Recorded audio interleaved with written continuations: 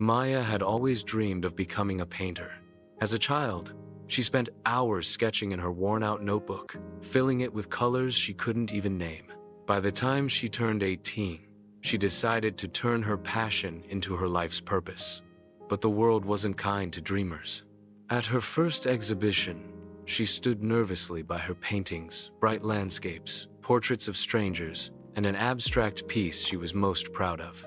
She expected applause, admiration, maybe even buyers. Instead, critics dismissed her work as immature.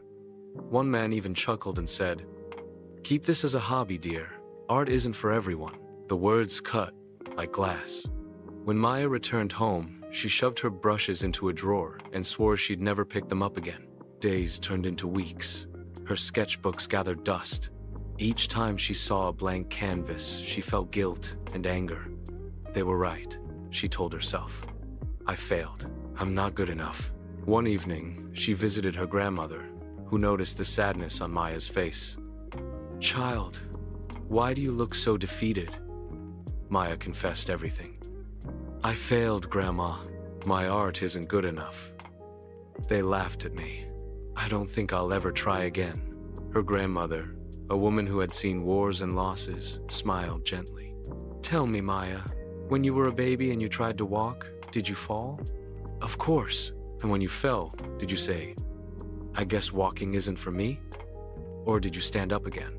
Maya blinked. "Failure," her grandmother whispered, "isn't an enemy.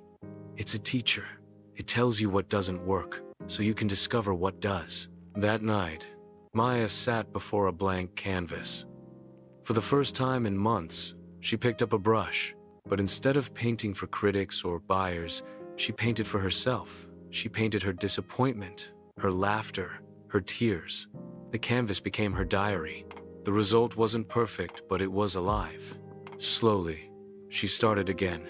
She read books on techniques, studied other artists, and practiced every single day.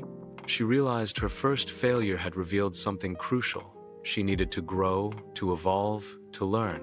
2 years later, Maya organized another small exhibition.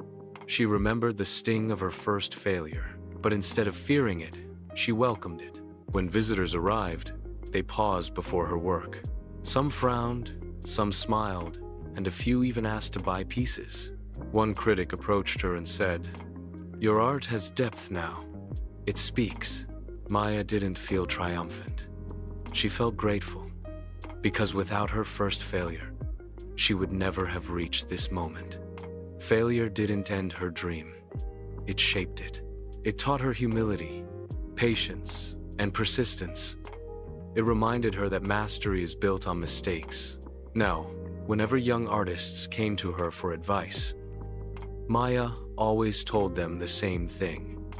Don't curse your failures. Sit with them. Learn from them. They are your greatest teachers. Failure doesn't end your story. It edits your draft.